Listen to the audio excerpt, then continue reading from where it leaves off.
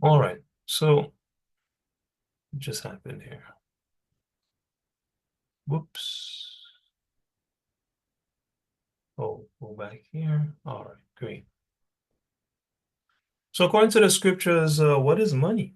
Right? Let's go to First Timothy 6 and 10.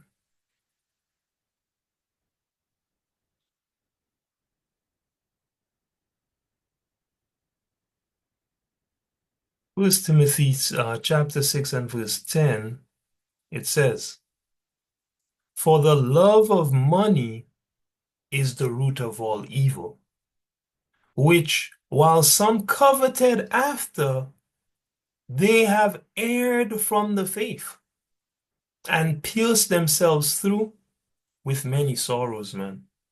Right? So, what is money? Well, first of all, money is a stumbling block for the greedy, man. Right? The most I say, if you love money, man, hey, that's the root of all evil. Greed. I was showing my wife the other day, you know, um, the the name of Esau's firstborn son, right? This is to show you how we're not going off when we tell you Esau is the devil, man. And when we keep preaching about how this guy is just pure evil, right? Everything about him keeps pointing back to the fact that he is pure, unadulterated evil, man. He is the flesh version of the spiritual demon Satan, man, the enemy of all Israel and of the world in general, man, of all righteousness and of Yahweh, man. The chief, uh, what's the word? Rival, man, right? Of Israel on earth is Esau, you know, just like the chief rival of the devil in the heavenly realm is Yahweh Shai, man, you know, or rather, Yahweh Shai in the heavenly realms, his chief adversary is the spiritual demon Satan, right? And his nation, us the Israelites, our chief adversary is Esau, man, the flesh nation of Esau. Right? And how you know that? Well, we just spoke about how the love of money is the root of all evil. Yet, when you go read about Esau, it says this: Esau's firstborn son was Eliphaz, the son of Esau and his wife Ada. Esau also had sons named Jeush, Jaalam, and Korah with Aholibama and Ruel with his wife Basemath, okay? With Basemath, who was his wife. The point here being Esau's firstborn son was Eliphaz. Now, watch what happens when we go look at Eliphaz, right? This guy love let's just look at this. This is pretty mind-blowing, okay?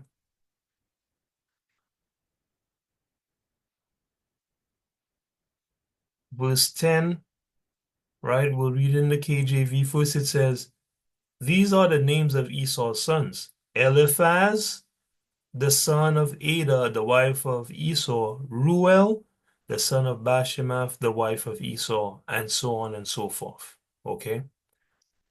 And it's giving you the genealogy of Esau. Okay, here in Genesis, the 36th chapter. If I go from verse 9, it says, "This is the account of Esau, the father of the Edomites, in the area of Mount Seir." Okay, so this is how he was living in Mount Seir. These are the names of Esau's sons. The firstborn name is Eliphaz. Okay, Eliphaz, son of Esau's wife Ada, and Ruel, son of Esau's wife Basemath. This and it goes on and tells you, the sons of Eliphaz. It names Teman and all of these other Edomites. Okay. Um,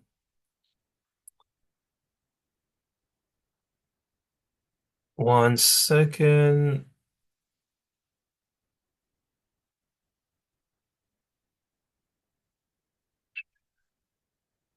Uh,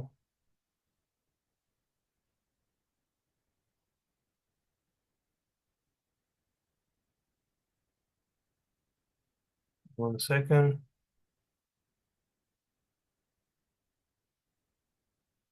There we go. Okay, so this is what I wanted here. The 36th chapter still.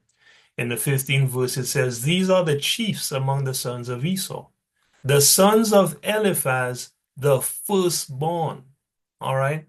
Because one thing we got to do in the scriptures is not jump to conclusions. Every time I've jumped to conclusions in the scriptures, it's end up bringing forth a mistake, right?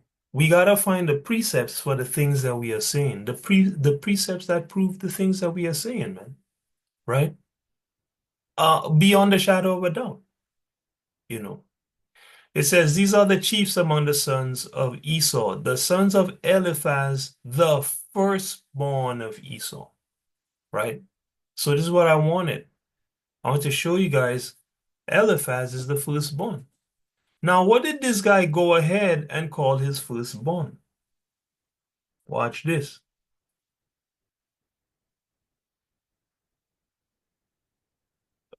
Let's go to the interlinear. These were the names of sons of Esau. Eliphaz. Okay, what does Eliphaz mean?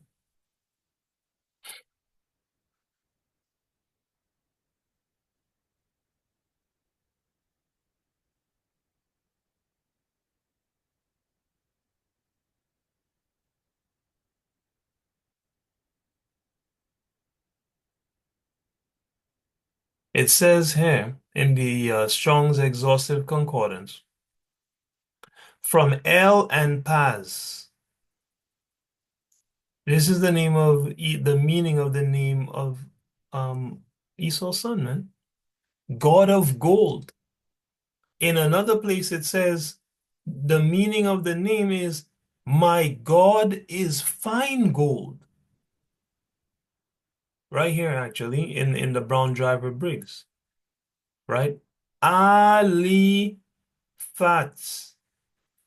God is fine gold. Family, come on.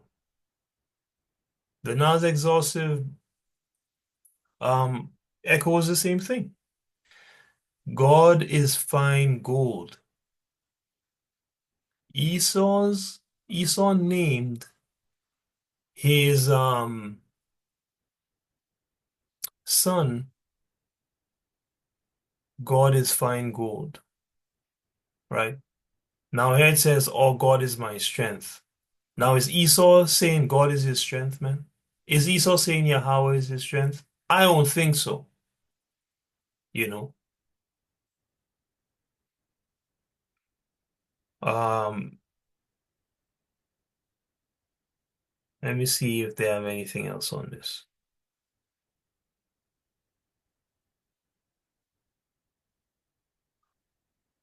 Yeah, yeah, that's all they got on that there. Okay.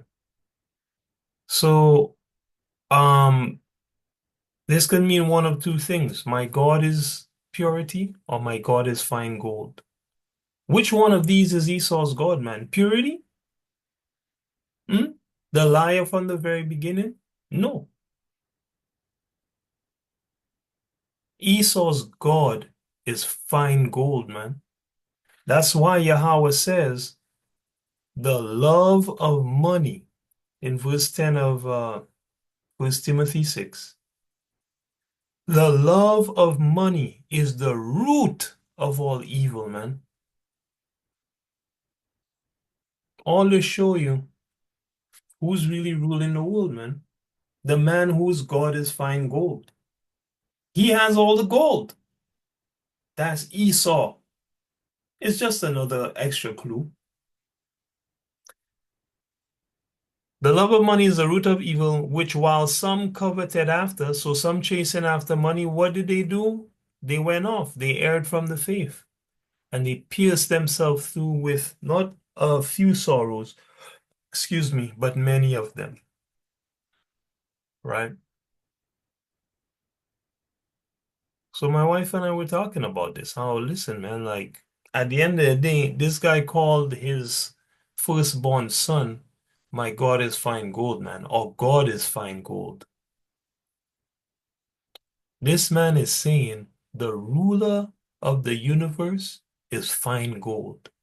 And now you start to see why he puts it above everything. He puts it above his own people, and he certainly puts it high above you. Esau doesn't care about nobody, feelings, life, nothing. Esau care about fine gold. That's what he care about. That's why he owned the King's Highway. That's why he uh, institute policies to ensure that at the end of each day, all your gold goes in his pocket, man. That's why when you go to work, he rob you for 35% at least of your money before you take a dime and put it in your pocket. You're working for 65% of your money because he take it in tax, usury, and all manner of fees, man. CPP, and I think in the States it's a social, I can't remember what it's called. Um, if anyone remembers, please say, right? But they have their own social system that they pay into, right? That before you see any of your money, it goes to them, man. You know, that is unless you're operating an independent business, which, if you have the power and ability, is the way to go, you know. In any case, in Matthew 6:24, it says this: no man can serve two masters, for either he will hate the one and love the other, or else he will hold to the one and despise the other. You cannot serve God and mammon. All right. And if we pull this up, Matthew 6:24 in the interlinear, we will see that this mammon is money. So as we talk about the law of money, know this, that the purpose of this is not for me or any of you to become servants of money. The purpose is to build a defense. That's one of the things that money is.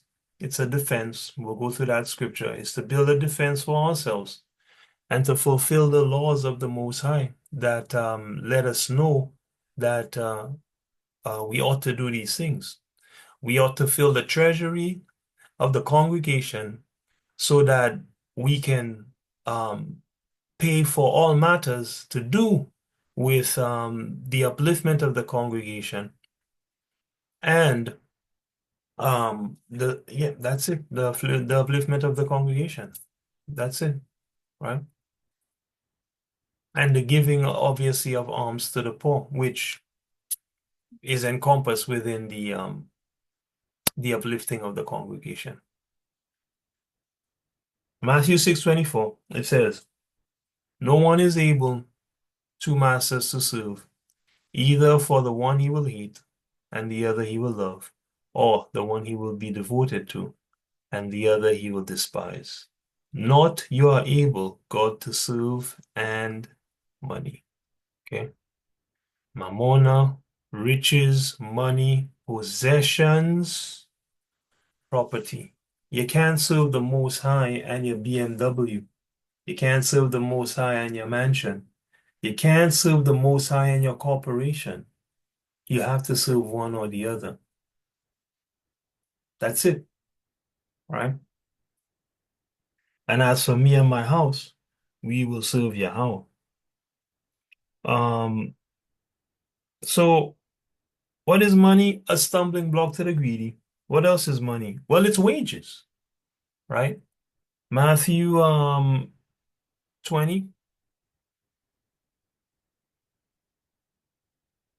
Matthew 20. And we'll read from verse 1 to verse 16. Sabs, let's get that, please.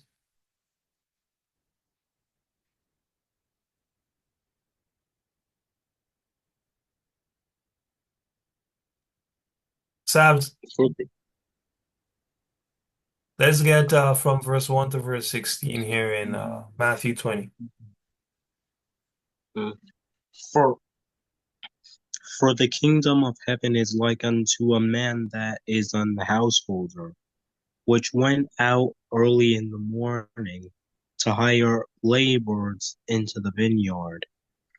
And when he had agreed with the laborers for a penny a day, he sent them into the vineyard. Right. And this is not a penny, but rather a denarius, okay? And the denarius was a day's wage, okay? Essentially minimum wage, right? See, denarius. This literally says Denariou,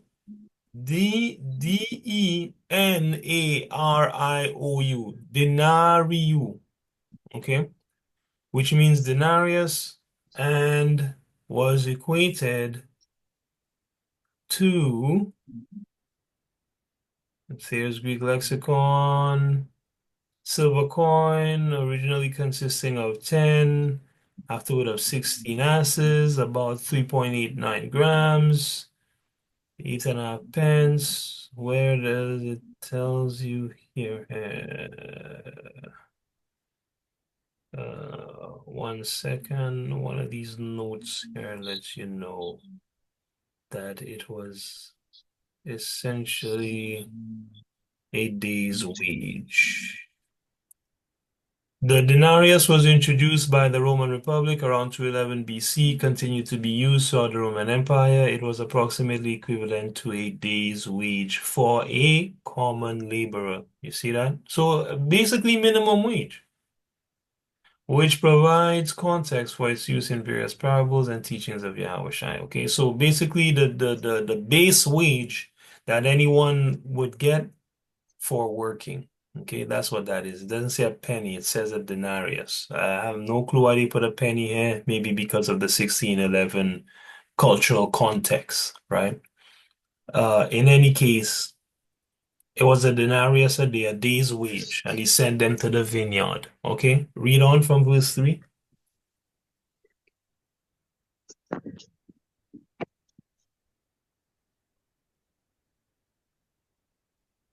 And he went out about the third hour, and saw others standing idle in the marketplace, and said unto them, Go ye also into the vineyard, and whatsoever is right will I give you.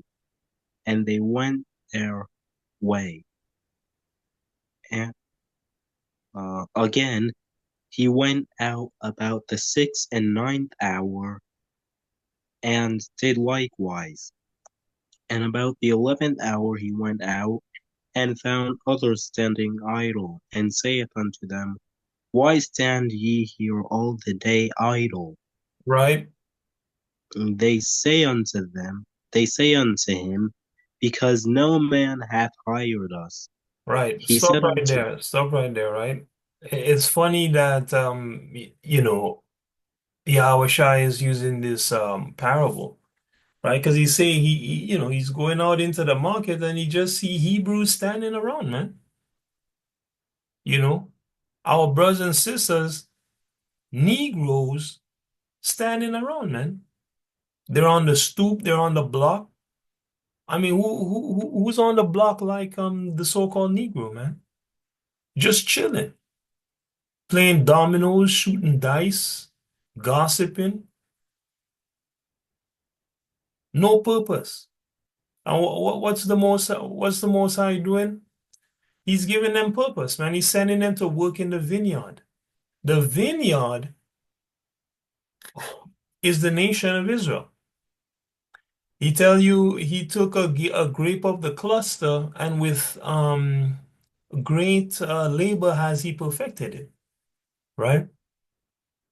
A grape of the cluster of what? Well, vine trees, man. You know? That vineyard, he sent the Israelites to work that particular vineyard, right? What's his favorite fruit? It's the grape. So what's in the vineyard? Well, all the grapes. What are the grapes? It's the saints.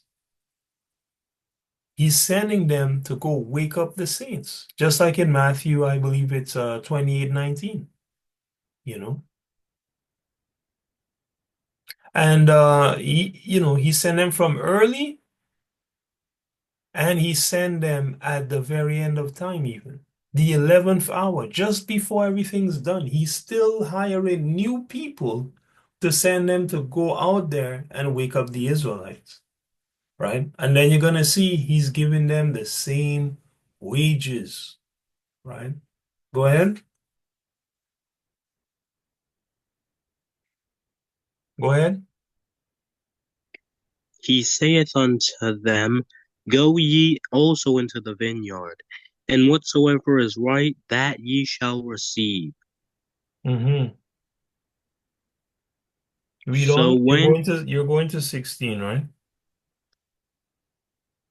I thought you said 10. I said 16. Okay.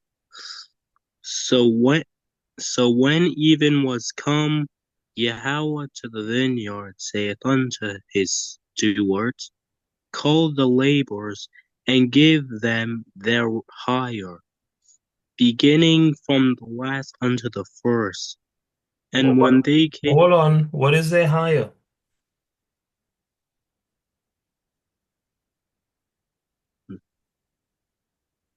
their boss. Read the verse again. Mm, So when even was come, Yahweh of the vineyard saith unto his steward, Call the laborers, and give them their hire, beginning from the last unto the first. So what is their hire? Yahweh. No, man. After the people work, he said they get their hire.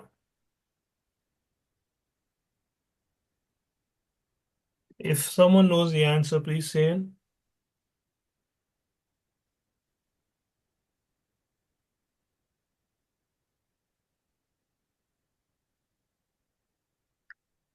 Nobody knows the answer. What is the hire that he's giving them after they finish their work? Mm, Their break. No.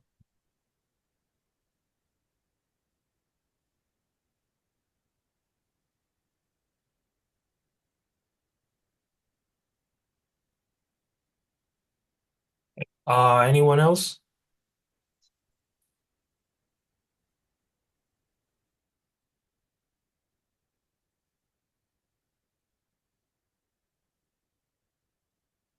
After you work, what do you get? A family.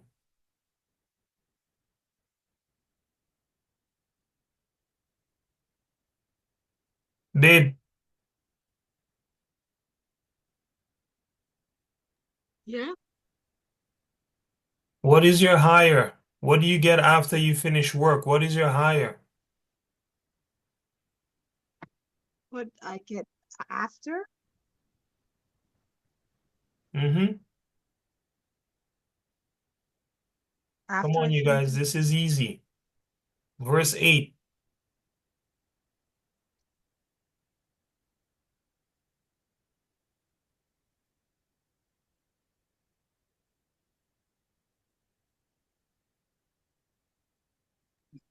Mm, Well, your money.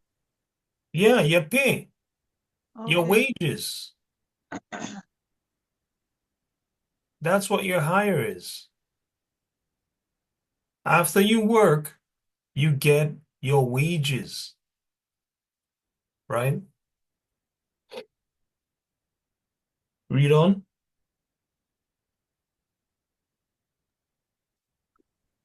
And when they came that they were hired about the 11th hour, they received every man a penny. A But denarius, his day's wage. Go ahead. when the first came, they supposed that they should have received more, and they likewise received every man a penny. Mm-hmm. And when they had received it, they murmured against the good man of the house, So saying after they get their day's wages, they start grumbling against the Most High, saying what? these last have wrought but 1 hour, and thou hast made them equal unto us, which have bo- which have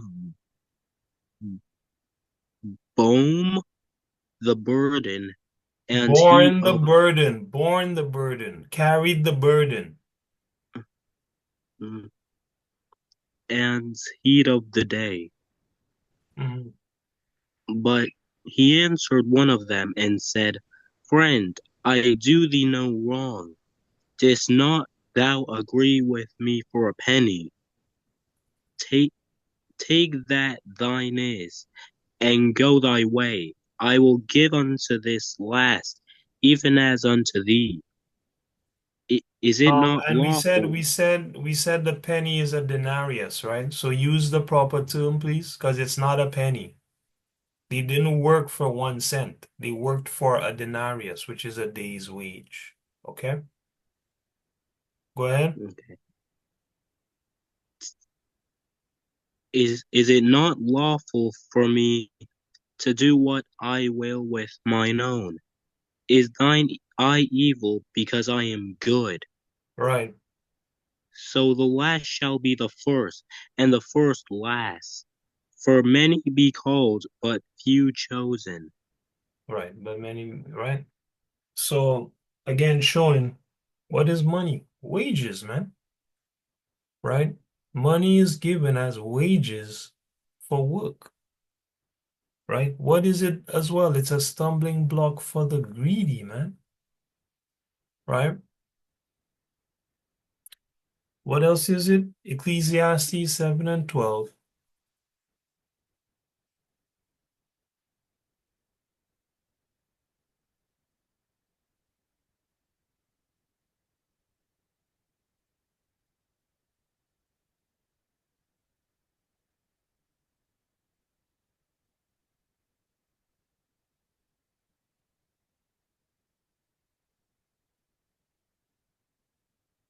Let me get that, Sister Kira.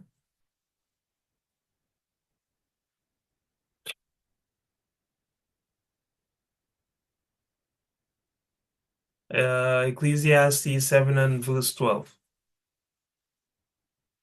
Sorry about that. It's all good. Okay. For wisdom is a defense, and money is a defense. But the excellency of knowledge is that wisdom giveth life to them that have it. Right. So the most that you know here straight, hey, wisdom is a defense, right? These laws, statutes, and commandments are a defense for your life. Money is also a defense for your life. Why do you need money? To defend yourself from starvation, from nakedness, from homelessness. You need money, right? But you say, hey, if you have any knowledge, wisdom is the thing that gives life. Which mean what? Money can't give you life. It's a defense, but money can't give you no life. Because guess what? If you have no money and you're thirsty, you could still drink water. If you have no money and you're hungry, you could still eat fruits and vegetables and deer and what else this place have? Moose. I mean, there's free food, man. Birds. I mean, you can eat pigeons. That's free and clean. you know. So wisdom is a defense, and money is a defense as well. Wisdom being able to give you life, money not being able to give you life. And many in Israel, um, walking in righteousness and apart from it, believe that money is life, man. You know, some say money is everything. I remember one line from Drake. He said, and he said basically, and I quote, "Niggas with no money say that money isn't everything." So in his mind, money is everything. Because he's taken on the mind of the Greek man, the Babylonian mind. If you take away all his money, could he survive? What could he do for his own self if he didn't have a dime? How would he make it? Right? Well, remember, the most I tell you, the birds, they don't sow or reap, man, but they eat and they drink. And he said we're worth more than them. So at the end of the day, the Most High has already put everything that we need in the world. But money is just a defense. While you're in the Babylonian system, you need to build up a store of it in order to be able to do things, you know?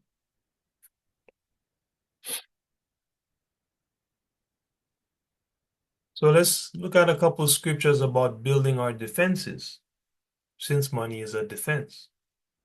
Let's go to John, the 13th chapter, and we'll go to the 34th verse.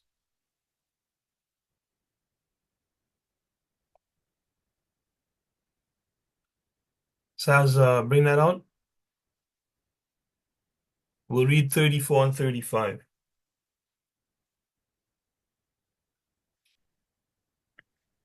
A new commandment I give unto you, that ye love one another, as I have loved you, that ye also love one another.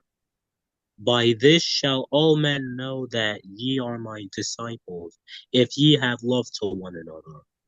If you have love one to another, right? Meaning, if you love one another, man. So how are people gonna know if you're actually following Yahweh Shai? The love that you have for your fellow Israelite brethren. That's how they're gonna know. Yahweh Shai said, my mother and my father, my brothers and my sisters, is who's keeping the law, statutes, and commandments of the Most High.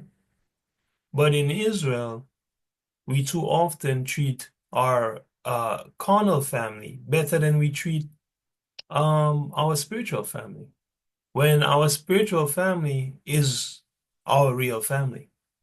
And Yahweh Shai gave the example. The man dissed his mother, and I think his father was looking for him as well, or his mother and his brothers, and said, I'm with my mother and my brothers, man. So I'll see y'all when I see y'all, man. Right? How many Israelites have that attitude? How many Israelites desire to have that attitude, that kind of close relationship with their brothers and sisters, man? Not many, right? But this is the kind of thing that shows that you are a disciple of Yahweh Ba'asham, Yahweh Shai, Yahweh in the name of Yahweh Shai. You know, these are the kind of things that show that you are following the new commandment. I spoke earlier about new commandments. Yeah, there were new commandments. Love one another, right? How? Like Yahweh Shai love you, man. How did Yahweh Shai love us? While we were still sinners, he gave his life for us, man. Now, I don't know about you, but that's a super challenge. It's easy to love the people that are reciprocating, right? It's much more difficult to love people that don't give a damn about you. But you just love them because they have the blood of the gods flowing through their veins. You know, it's easy to love people you grow up with that call themselves your family. It's harder to love strangers that keep challenging you to do better spiritually and physically. It's easy to be comfortable doing what you're doing, believing what you believe in, acting how you're acting. It's a lot more uncomfortable to to to grow. But 100-year-old tree was 1 year old first. And a 40-foot tree was 40 inches at a point in time.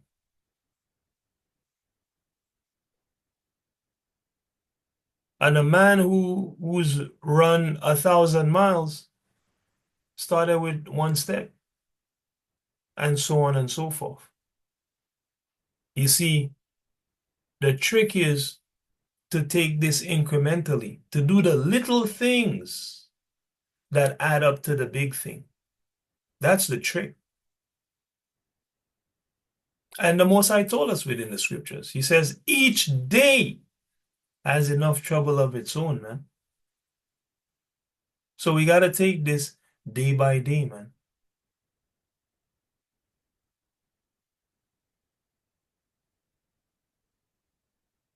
This is the new commandment, to love one another. That 1 Corinthians 13, it goes back to again. Patient, kind, not self-seeking. And we're going to look at scriptures on that. Keeping no record of wrongs, and so on and so forth. Everyone should know 1 Corinthians 13 very well. If you have one flag to wave, wave that one. It will save your soul and the souls of many. John literally told us here, that's how everybody gonna know that you're the disciples of Yahweh Shai, when you love one another.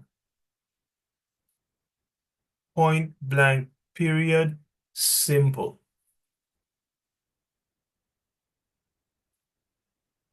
Let's go to James 2.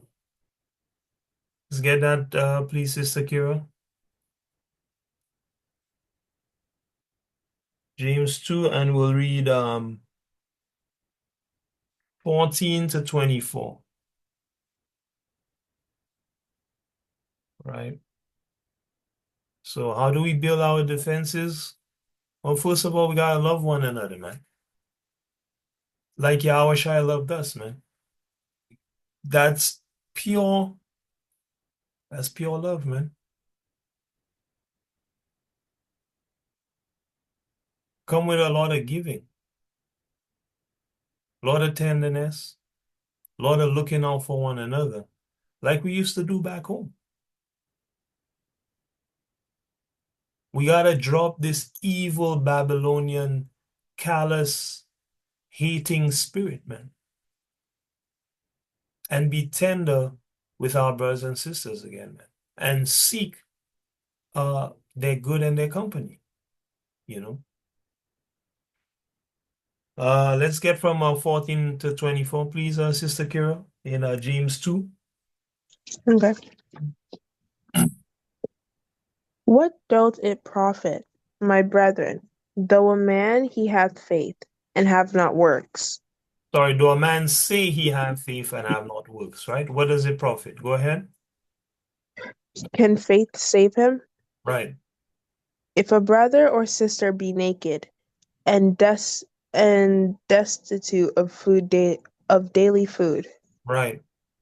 and one of you say unto them, Depart in peace, and be ye warmed and filled, notwithstanding ye give them not those things which are needful to the body, what doth it profit? Right. So Yahushua is like, okay, you tell the brother, be ye warm and filled. That's a blessing. It's coming out the mouth of an Israelite toward another Israelite. Uh, you know,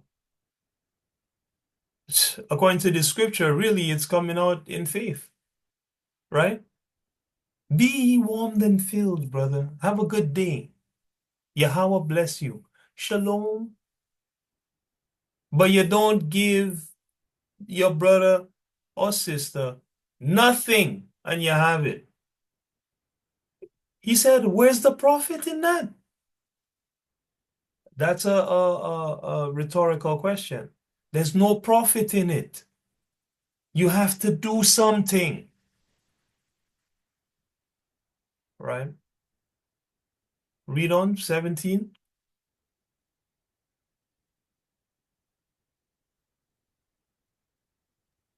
Sorry. Even so, faith, faith, if it hath not works, is dead, being alone. And that's plain. You can say, bless you, brother, bless you, sister, all you want. But if you didn't do nothing about the situation, listen, man, your faith is dead, man. You didn't put in no work behind the faith. You didn't help your brother or sister, man. So you're just talking at this point in time, you know. Go ahead. Yea, a man may say, Thou hast faith, and I have works. Shew me thy faith without thy works, and I will shew thee my faith by my works. Mm-hmm. Thou believest that there is one God. Mm-hmm. Thou doest well. Mm-hmm. The devils also believe and tremble. Right? But wilt thou know, O vain man, that faith without works is dead? So stop right there. This is an amazing illustration. He said, listen, man, yeah, show me your faith without doing anything. And I will show you my faith by the things I do. We can say we have faith the Most High is going to help us in these last times. All we want, man, right? But if we don't do nothing to gather ourselves together, to build our defenses, we're not showing faith because we're not doing any works. The man say, I can show you my faith, not by saying anything, but by putting in the works. I can show you my faith like that. But you can't show me your faith without putting in any work. This is absolutely incredible. It shows you which one shows your faith. Your works show your faith, not your mouth or what you believe in your mind. What you do shows your faith. And then he goes about and says, well, you say you believe in the Most High. Well, the devils also believe and they tremble, man. The demons, yeah, they believe in the Most High and they tremble too. But how do you show you're rolling with the Most High? Not by believing in Him, but by working the works of the Father, man. Because if you just have faith, what he's showing you is you're no better than the demons, man. They know what's going on. You're no better than them. It's when you put in the good works, you are in a better position than the devils, man. Because now you're doing the works of Yahweh. I remember another precept where he tells you that oh, I'm drawing a blank. I'm drawing a blank. Anyway, I think we wanted until 24. Yeah, go ahead. So go ahead from 21. Was not Abraham our father justified by works when he offered Isaac his son upon the altar? Mm-hmm. Seest thou how faith sorry, hold on. Seest thou how faith wrought with his works, and Mm-hmm. by his works was faith made perfect? You hear that? Go ahead. And the scripture was fulfilled, which saith, Abraham believed in Yahweh, and it was imputed unto him for righteousness, and he was called a friend of God. Why? Because not only did he believe Yahweh, he went ahead and did the work, man. He went up to the mountain to do the sacrifice. Yahweh said, bring Isaac for the sacrifice, man. And the man had faith in Yahweh. He brought his own son, man, and was gonna put the knife to him for Yahweh. You see? He put in the work. He didn't just say, yeah, well, I believe, but Yahweh, that's my son. That's my firstborn son. I mean, I can't bring him up there. He brought him knowing Yahweh was going to provide, man. And that Yahweh is God and he knows what he's doing. Right? Go ahead. Ye see then how that by works a man is justified, and not only by faith only. Yeah, and not by faith only, right? So a man is justified by his works and not um by faith only. So we gotta put in the works, man, to be justified before Yahweh, right? We gotta build these defenses. We gotta help one another. That's how all men will know that we are the disciples of Yahweh. Because it takes a lot of trust and a lot of love and a lot of humility, and a lot of faith to work the works of Yahweh. Because these works are different than all men's works. Men ridicule these kinds of works. They want to say you're in a cult. They want to say you're brainwashed. They want to say you're stupid. But your house will stand when there's fall.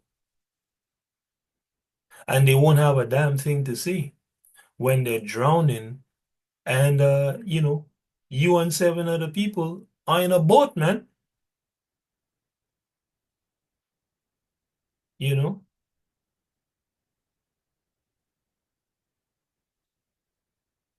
let's go to so we got to put in these works to build our defenses in these last days. Let's go to Philippians 2 and verse 3 and 4. Let's get that, Sabs. Philippians 2,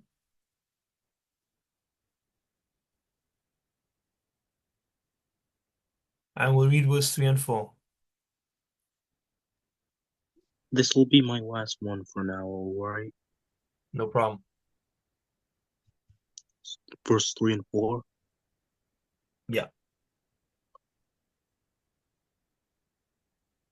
Let nothing be done through strife or vainglory, but in lowliness of mind let each esteem other better than themselves. Look not every man on his own things, but every man also on the things of others. You hear that? And that's not saying, obviously go out there and, like I just clicked on this, close on this sponsorship. It's not telling me go out there and sponsor every non-governmental organization I see and all of this stuff, right? That's not what that's talking about. It's talking about looking out for your people, man. And we know from, I believe it's Leviticus 19.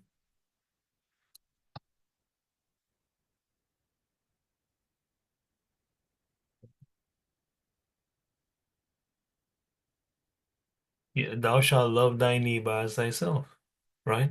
And he tells you in 17 who he was talking about, you know? Don't bear any grudge, he says, against the children of your people. You must not harbor hatred against Your brother in your heart. Oh my gosh. This Berean kills me, man. King James, thou shalt not avenge nor bear any grudge against the children of thy people, man. Don't avenge or bear any grudge against the children of your people, but do what? Love your neighbor as yourself. And then he put his stamp on it and tell you, I am Yahweh, man. Right? So if you love your neighbor as yourself, if you love your neighbor as Christ loved us and gave his life for it, it's easy for you not to just look about what's good for you, but also look about what's good for the brothers and sisters um, in your congregation, man. The brothers and sisters that the Most High has put around you.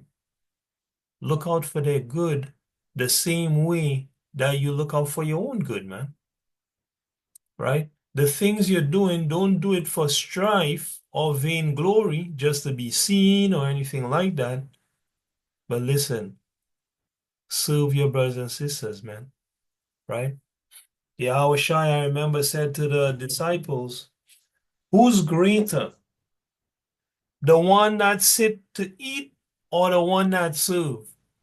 And his disciples said, the one that sit to eat. And Yahweh Shai said, yeah, you're right. But I'm here like the one that serve. See that? He was greater than them and is greater than them. But he walked among them in lowliness of mind, right? Esteeming others better than himself, man. Yahweh Shai could have had an arrogant attitude towards our people. Instead, he pitied them. He wept over their condition. And he said, they're like sheep without a shepherd, man. He felt so bad for his people. He maintained a humble mind towards his people, right? So let's build our defenses. How? Well, let's esteem each other better than ourselves. Let's not just only look out for our own good, but also upon the things of others. And I'm saying that because I have certain plans, how I want to, um, live out these last days, as Babylon comes crashing down. And you guys are in my plans, you know. Um, I'll leave it at that, right? That's it, right? Now, I mean, whether or not you guys gonna come along with my plans, that's up to y'all. But in my mind, there's room for y'all, right? And that's the same attitude that you guys are supposed to have. That's part of the reason, actually, I'm setting up these ordinances. I'm setting us up to obey these ordinances so that in my presence or absence, none of you are stuck with nothing. In my presence or absence, you have knowledge, wisdom, understanding, and resources to be able to do something, right?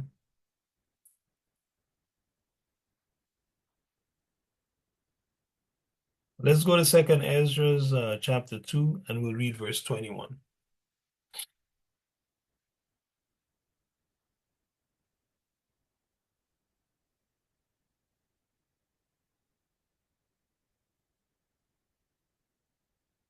Second Ezra's, where is it?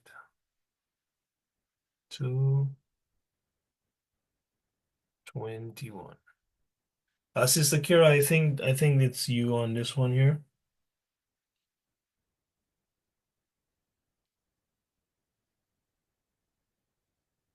Verse 21. Yeah. What's that first word? Heal. Okay, sorry. It's just spelled with the 1611 English. Okay. Yeah. Heal the broken and the weak. Laugh not a lame man to scorn. Defend the maimed, and let the blind man come into sight of my Clearness. clearness. Yeah.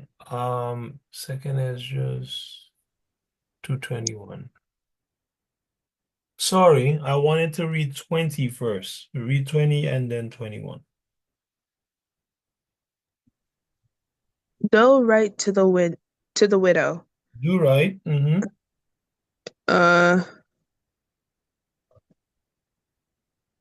That's judge.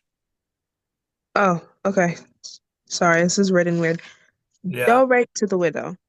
Judge for the fatherless. right, Give to the poor. right. Defend the orphan. Clothe the naked. So that's a straight up commandment. The Most High said, do right to the widow. We have to do that. Judge the fatherless. He said, do that. Meaning, rule the fatherless. Meaning, don't let the fatherless be fatherless. Be a father to the fatherless. Be a mother to the fatherless. Don't let orphans be orphans. Take them as your children. He said, give to the poor. That's a commandment. Defend the orphan. Don't let nobody come out here abusing the youths that don't have parents, man. Right? Clothe the naked, right? Heal the broken and the weak. Who wants to do these works? He said, don't laugh a lame man to scorn. The man blind, his foot crooked, his hand crooked. Don't make fun of him. He said, defend the maimed. You see anybody doing wickedness to your brother or sister and they're maimed, don't let that slide, man. Do something about it. And he said, let the blind man come in the sight of his clearness, man. You see somebody blind, don't reject them. Let them come and learn the law, statutes, and commandments of the Most High. So all the people in society that Esau considered to be worthless, the Most High say take care of them. 22, he says, keep the old and the young within thy walls, man. Protect these people, right? What I really wanted to pull out here is all these things are important, but notice he says part of the ordinance is to give to the poor. Have we been given to the poor? I certainly haven't, in a concentrated, focused way. I've given to my brothers and sisters when they needed a hand, right? But we have no treasury for the offering for the saints. We have no treasury to keep the affairs of the congregation in going, right? It's all been, you know, just whatever, flying by the seat of our pants. And our nation never been like that. We always been hyper organized, um, period, with our stuff.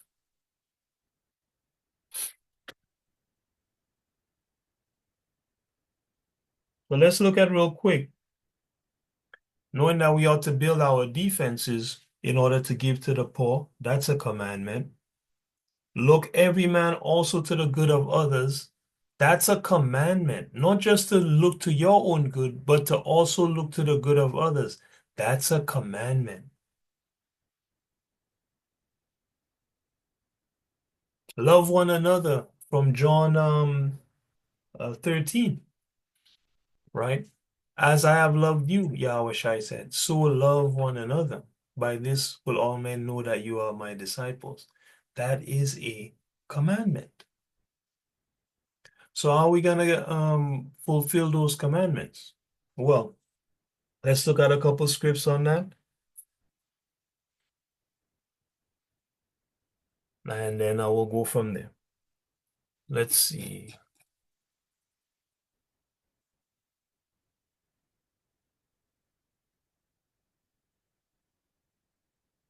We want to go to Second Kings, and I'm gonna go from verse 12.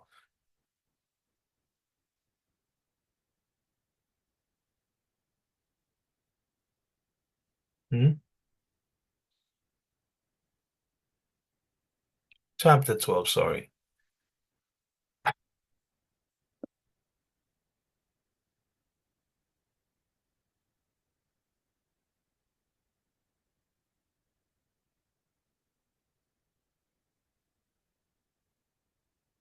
Okay, go ahead, Sister Kira. We're reading to verse 15. Sorry, could I see it on your screen? Yeah, I don't know if you're able to see it, but I have it pulled up. Oh, that's verse 1. Yeah, sorry. It's Second Kings chapter 12. We'll go from verse 1 until verse 15. Oh, okay. Yeah, Sorry. it's all good. In the 7th year of Jehoash began to reign, Mhm. and 40 years resigned he in Jerusalem. Reigned. Go ahead. And his mother's name was Zibiah of Beersheba. Right. So stop right there. It says in the seventh year of Jehu, right? King Jehu, Jehoash began to reign, right? And he reigned 40 years in Jerusalem. So Jehoash was a king of Judah and reigned 40 years. That's a pretty long time, right? And watch what the Most High had to say about Jehoash, or rather Yahaash, okay, which is much easier to say, Yahaash, okay. Look what he had to say about him. Go ahead in verse 2. And Jehoash did that which was right in the sight of Yahweh, and all his days were in Jehodiah the priest instructed him.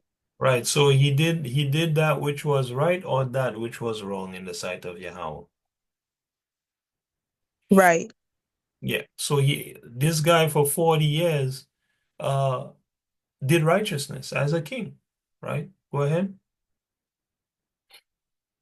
But the high places were not taken away. The people still sacrificed and burnt incense in the high places. Go ahead. And Jehoash said to the priests, all the money of the dedicated things that is brought into the house of Yahweh, even the money of everyone that passeth the account, the money that every man is set at, and all the money that cometh into any man's heart to bring into the house of Yahweh. Let the priests take it to them, every man of his acquaintance, and let them repair the breaches of the house. Whosoever any breach shall be found. Um, right. So the Most High, so again, we're looking at how to give lawfully here. The Most High said, the scripture says, um, all the money dedicated, um, that is brought into the house of Yahweh,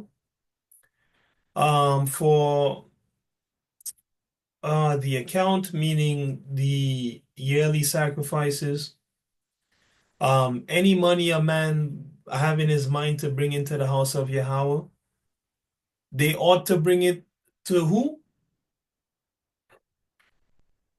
Verse 5.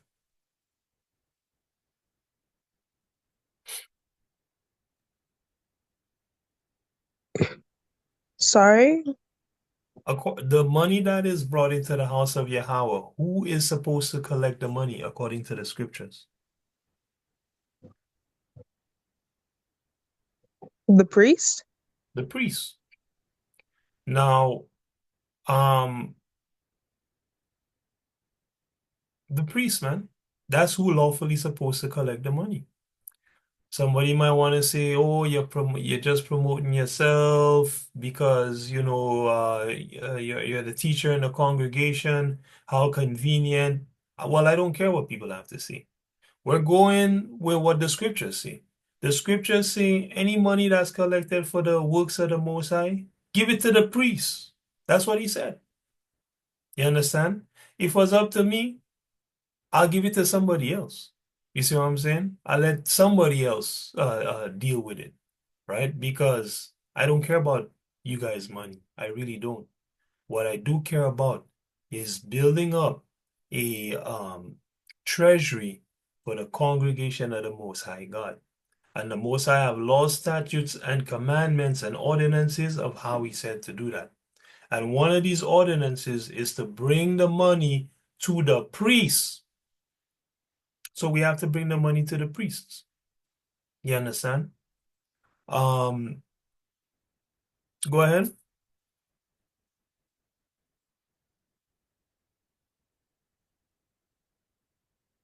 Go ahead. But sorry. But So it hold was on before you read on. You're gonna realize these brothers were bringing the money to the priests in order to do certain work with the money, and then the priests them were not doing the work. So the king, I believe, Jehoash, the king, had to actually pressure them. Remember, Jehoash was righteous and doing righteousness before Yahweh. So you had to pressure them to do certain things. Actually to repair I believe it was the actual temple. It was either the temple or the walls. You had to pressure them to get the work started, right? So what does that show? The priests are not without flaw. At the end of the day, they're still men. Um, at the end of the day, they were still held accountable by the king. At the end of the day, they still had to get the things done with the monies that they collected from the Israelites, um, regardless. You understand?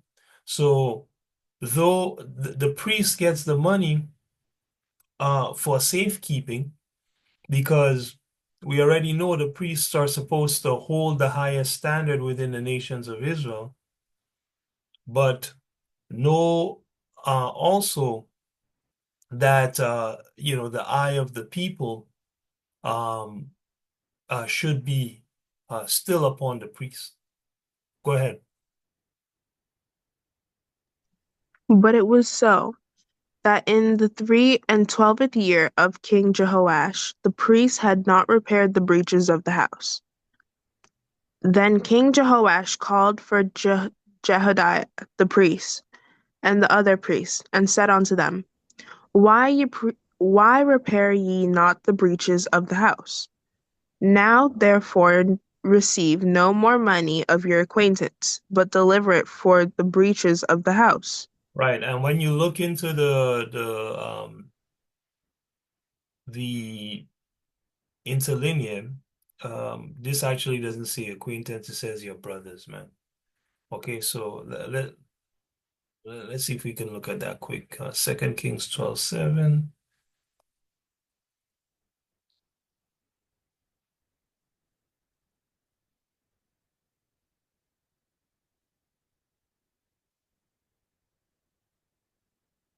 Right. Let's see. Doesn't say receive money of no acquaintance.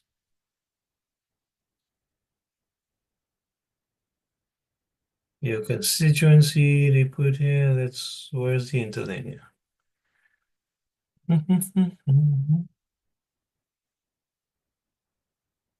Okay, so it says constituency here. Let's see what the word looks.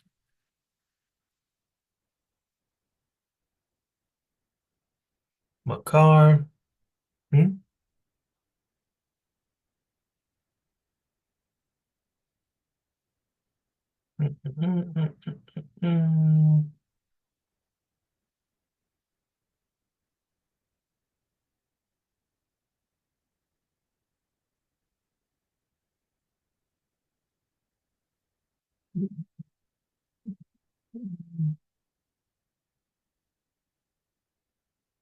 All right. So, friend would definitely be the right translation here. It's not acquaintance, okay? Your friend, meaning your brothers and sisters. Let's see. Let me see if I can find a preset.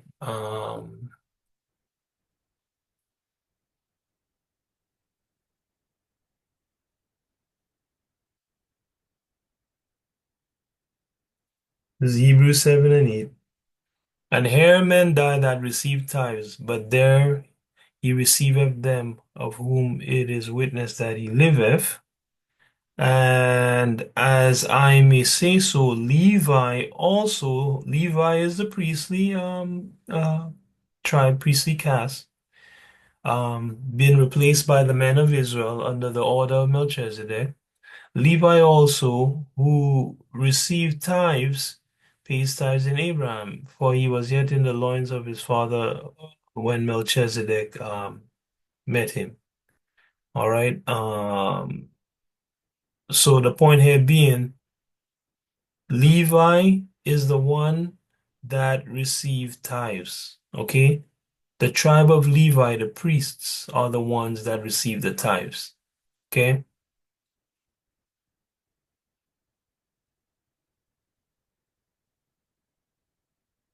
All right. Where are we here? Okay. All right. So don't receive any more money from your brethren, okay, your friends, which are fellow Israelites, but deliver it for the breaches of the house, okay? And the house, of course, being the temple, it was damaged. Jehoash, because they were not doing the work, he said, listen, man, don't receive any more money until just start the damn work, right? Go ahead.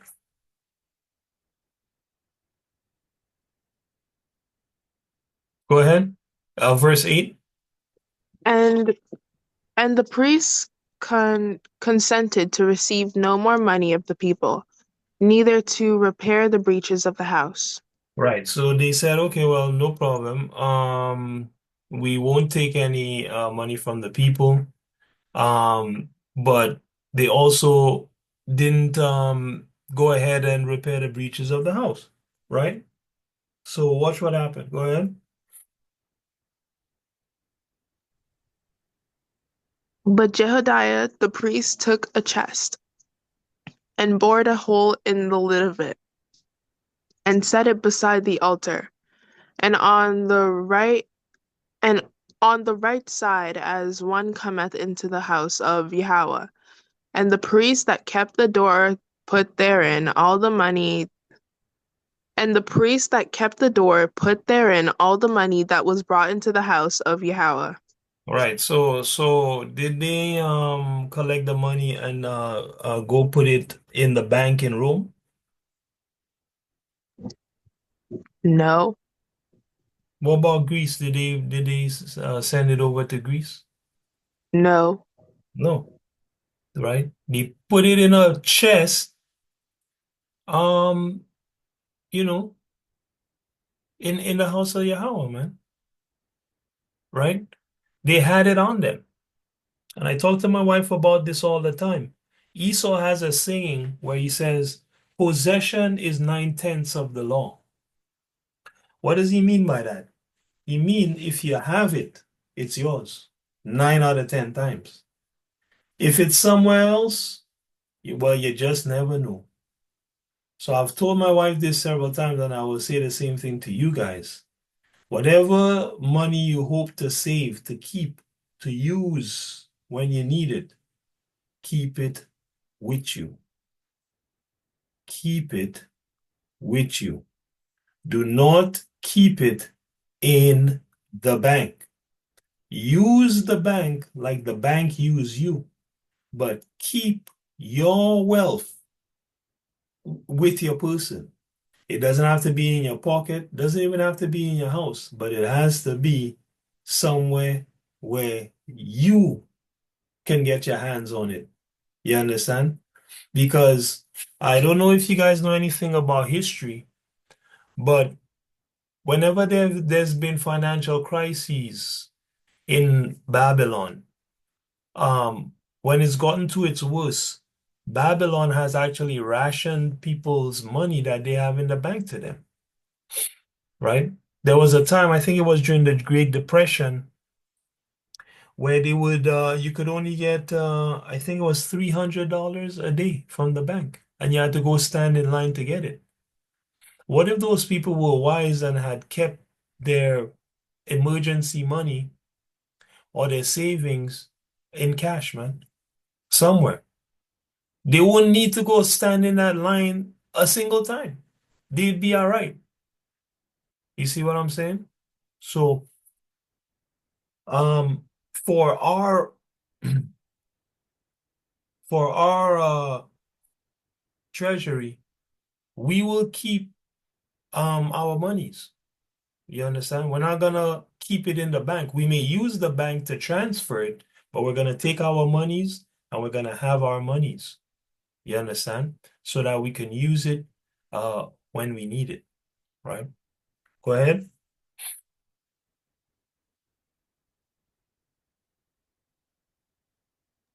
So remember, these brothers, they bore a hole in the top of a chest and they threw the money in there, right? Um, we won't do the exact same thing, but we'll do something similar, right? So at the end of the day, we have our money, man. And it's not with somebody else, right? Go ahead, Sister Kira.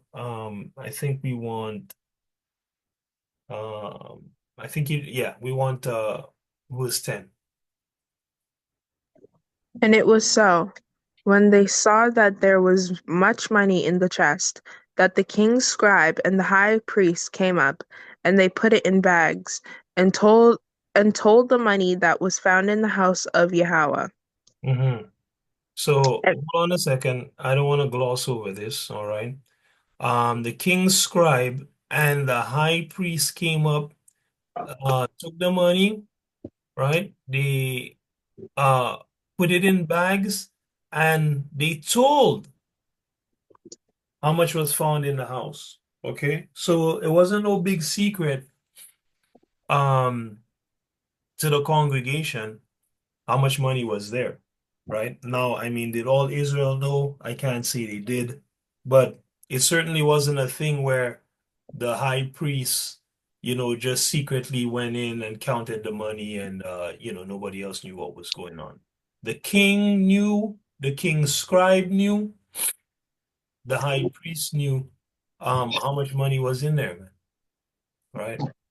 So there was openness with this particular information, and this is how we will run our treasury, right?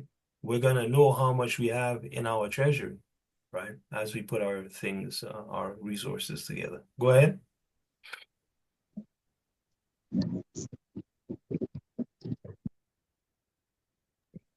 they gave the money, being told, into the hands of them that did the work, that had the oversight of the house of Yahweh, and they laid it out to the carpenters and builders that wrought upon the house of Yahweh. Right. So,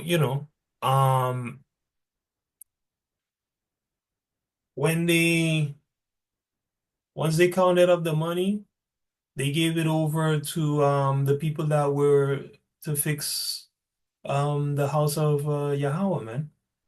All right. And you're gonna see what happened, right? This is how we used to deal with money. This is how we had so much trust amongst one another, especially with those that were righteous. Look how they dealt with this money. Remember, there was bare money in the box. They had already collected a whole bunch of money for 3 years. Okay, and certain work had to be done. So now, um, they give it to the carpenters and the builders that were supposed to do the work, the masons and so on and so forth, and look what happens. Go ahead. How howbeit there was not made for the house of Yahweh. Sorry, it's supposed to be 12. Oh, sorry. And to masons and hewers of stone, and to buy timber and hewed stone to repair the breaches of the house of Yahweh, and for all that was laid out for the house to repair it. Go ahead. Howbeit, there was not made for the house there was not made for the house of Yahweh bowls of silver, snuffers, basins, trumpets, any vessels of gold, or vessels of silver, of the money that was brought into the house of Yahweh. Right. But they gave that to the workmen, and repaired therewith the house of Yahweh. Right. So they didn't focus on getting none of these dishes or anything like that. Okay. They just rebuilt the temple with that money that they had collected. Right. Go ahead.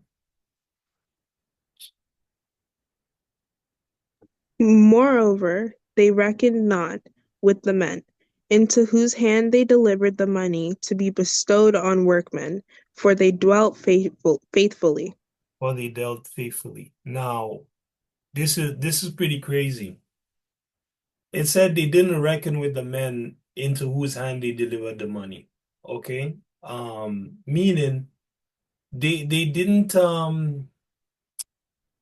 even check with them, man. They didn't keep an account.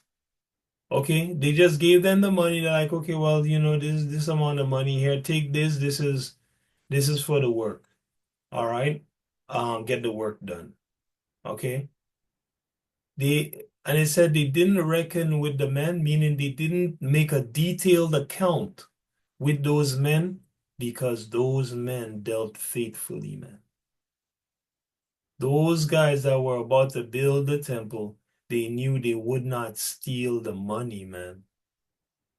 So they didn't even uh, make a detailed account with these guys, right? And tell them, hey, listen, I need to know where every dime goes. Sometimes you need to do that, but not always, right? These guys dealt faithfully, so they didn't even bother, right? And then it gives you another very important detail here in 16. Go ahead. The trespass money and sin money was not brought into the house of Yahweh, it was the priest. It was the priests, okay? So there was certain money that, like, say, for example, you ate something that was holy without realizing it. You'd have to pay a trespass money, basic, right? And or a sin money. Those monies were for things that you did that were sins against the temple of Yahweh. Okay. If you did anything concerning that, you had to pay certain money, and that money would have to go to the priests. Okay. Um, so this is a part of how you give lawfully, right? You give to the priests, you bring the money to the priests. The priests, it is wise, I believe, especially in these times, to keep that money somewhere, physically, not just digitally in the bank. Um, that's how they did it, right? And I think this is wise to do. I mean, the Most High said everything that was written for our learning, right? Remember, on more than a few occasions, the heathen came and they wanted to know how much money we had in our temple, right? So that they could steal it, man. right? But these monies supported the widows and orphans and the saints and the work of the temple. And one Edomite, he tried to put his hands on it. And the only reason the Most High didn't kill that man was because the priest prayed for the Most High not to kill him. You see? So this is a very serious matter. People can't touch the funds of the Most High, man. They can't. They cannot. The treasury of the Most High is holy, right? And anyone looking to rob or take from that treasury is literally facing death, So that's an important thing to realize. So far, how do we give lawfully? We give to the priest. We keep our monies in the physical. Let me see what I have in Second Chronicles. Second Chronicles 24.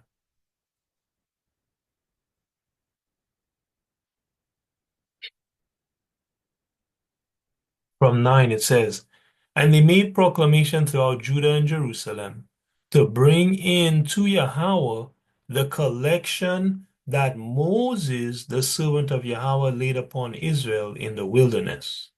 And all the princes and all the people rejoiced and brought in and cast into the chest until they had made an end.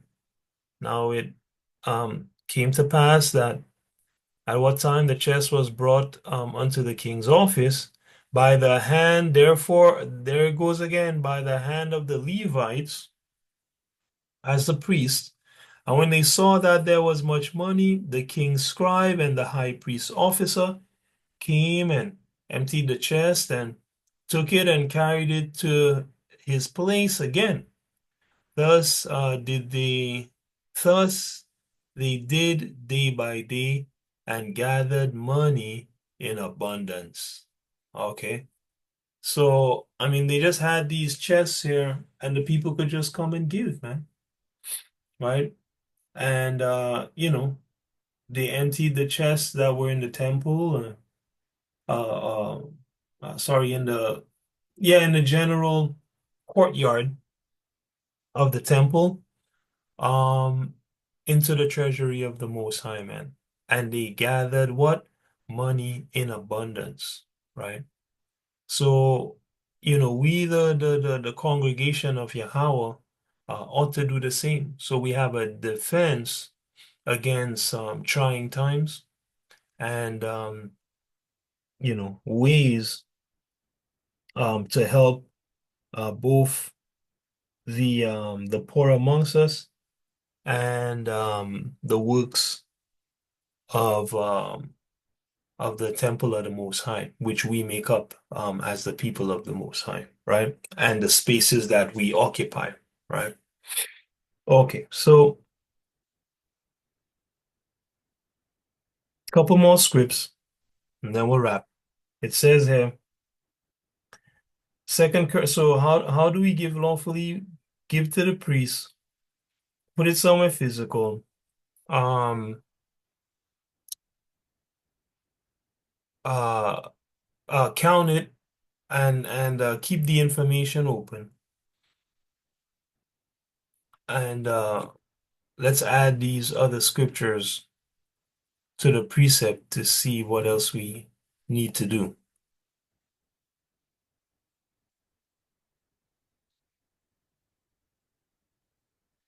Second Corinthians 9:7.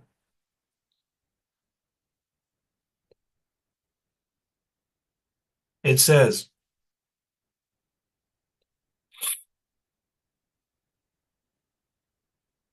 hmm,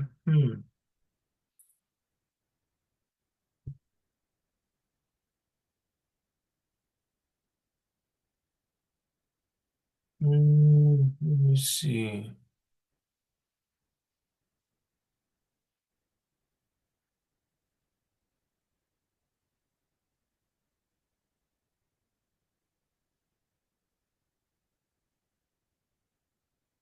Okay, let's go from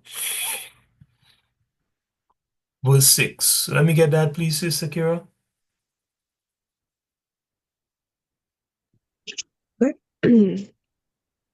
But this I say, he which soweth sparingly shall reap also sparingly, and he which soweth bountifully shall reap also bountifully. Go ahead. Every man according as he purposeth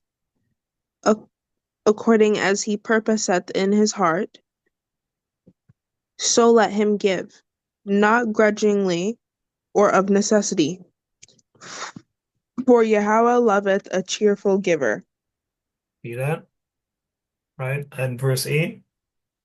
And Yahweh is able to make all the grace abound toward you, that ye always have all sufficiency in all things, may abound to every good work. Right. So it's saying here, listen, man, Yahweh love a cheerful giver. So give what you have purposed in your mind to give. What we're going to do is give into the treasury of Yahweh. Everybody is going to decide what it is they're going to give into the treasury of Yahweh, and they will give it, right? Um,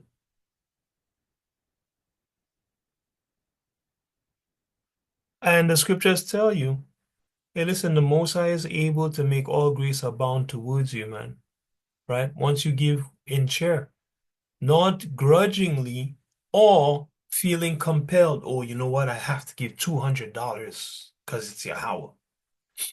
Well, you might not have $200. You might have $20. Give the $20. The Most High can multiply that. The Most High can turn that into something, right? It says, hey, listen, when you give to the Most High, hey, He's able to make sure that you're always sufficient in all things. Because remember what the disciples did, they put all their resources together and then they distributed to everyone as they had need. So no one lost out, right? They could have.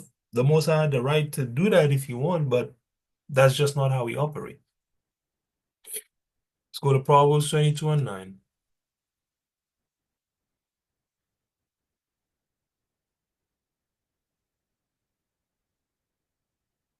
Proverbs 22 and 9 says, he that have a bountiful eye shall be blessed, for he giveth of his bread to the poor. See that? The person that have an eye to give, yeah, the Most High is gonna bless them. It says. Why? Because he give what he have to the poor man. Right? Last scripture, Luke 6:38. Luke 6:38. It says, give, this is Yahweh Shai speaking, give and it shall be given unto you. Good measure, pressed down and shaken together and running over, shall men give into your bosom.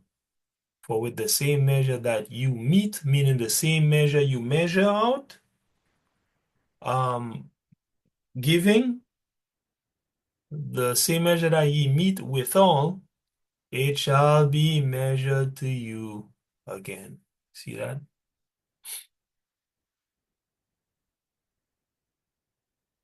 So what you give, you're gonna get it back, right? And in another place, he tells you, um,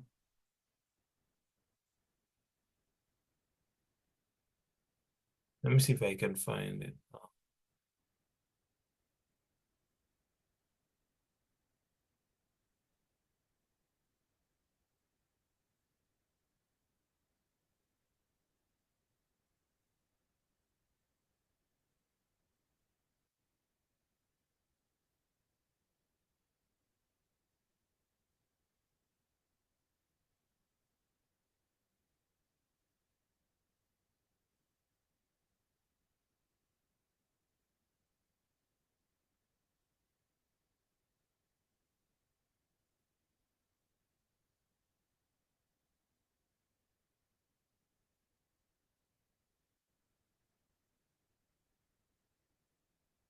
Okay. Uh, I can't think of it off the top. In any case, um, where's the script that we have here?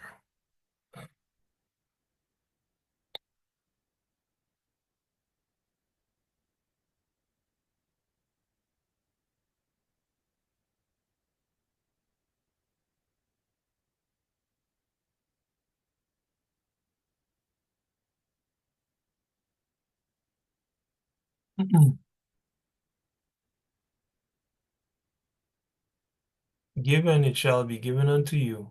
Good measure, pressed down and shaken together, and running over, shall men give into your bosom. Right? For with the same measure that you meet withal, it shall be measured to you again. Right? So we should not fear giving because the Most High gonna give back, you know.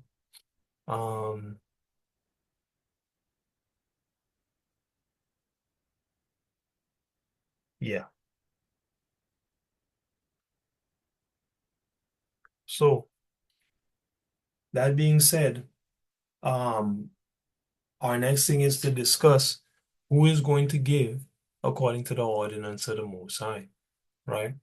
But before we do that, I just want to thank everybody that has joined us online.